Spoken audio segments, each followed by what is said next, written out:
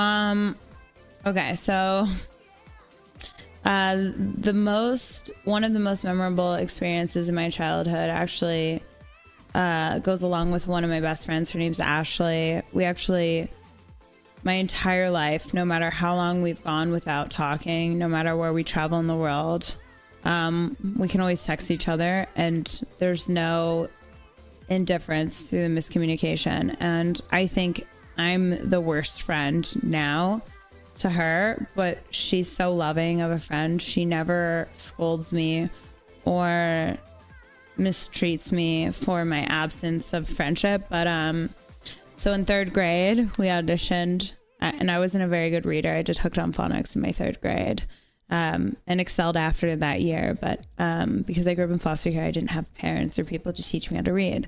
So third grade was literally my first time learning how to read. I couldn't read before third grade, so I was very illiterate.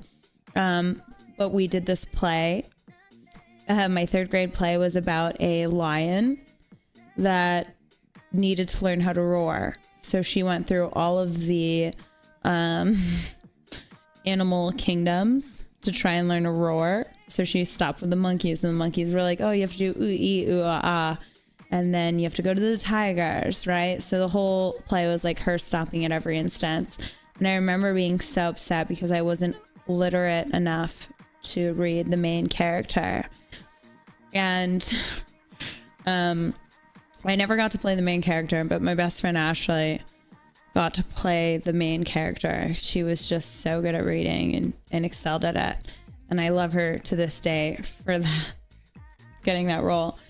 But so while it caused me a lot of hardships, I got two parts in the play. So I got one part, a part of the musical, where I got to sing in the night, in the jungle, the sleepy jungle. And we used like the sticks, you know, before you actually start like band or something, you get like the sticks. You learn on the sticks, the percussion sticks. So we got to sing that. But in the second act of the play, there was tourists, and the tourist, even though they didn't have a lot of lines, they were throughout each act. I was tourist number 2, and I actually got the role of that. And I remember my very first line, one of my best memories was actually getting cast as that role because I got to audition. It was the very first thing I ever read aloud in front of a group full of people as someone that could read and actually understand words on a page. And my first lines that I ever read to anybody out loud was, been there, done that. And then the next line was, Disney's so overrated when Universal's next door. So I had those 2 lines, a break, and then the other 2 lines. Been there, done that. Disney's so overrated when Universal's next door. In third grade. So that's like one of my favorite memories because it was just really cool. It was really cool to be like auditioning in front of a like group full of teachers and stuff and be like, I can fucking read. And then another really good memory for me. So I went to Jupiter Christian Academy. I also went to Jupiter High School, Abacoa High School. So at 14 years old, I actually still hold the record for the track 400 and 450 because the private school is a little bit different than the regular one.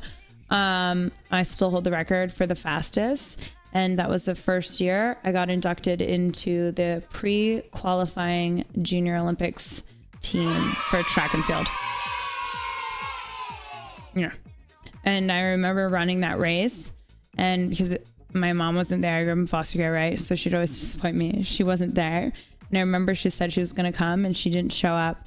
And I remember at the end of the finish line, my principal, who I was very close with at the time, is like really cool to me. And I was also a star athlete.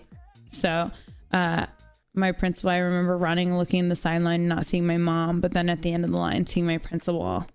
And I feel like just like having somebody there to support me made me like really happy. And I achieved a record holding time and got on the pre-qualifying JV Olympic team for a year and a half.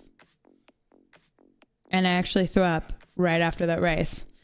as soon as that race was done, I ran right to the bathroom to throw up. So I'm a notorious puker when it comes to any type of sporting events. So like after cheerleading, I was a captain of my cheerleading squad. I was also like a big competitive cheerleader. So I'd do like any type of cheerleading competitions. As soon as I was done, I would go puke.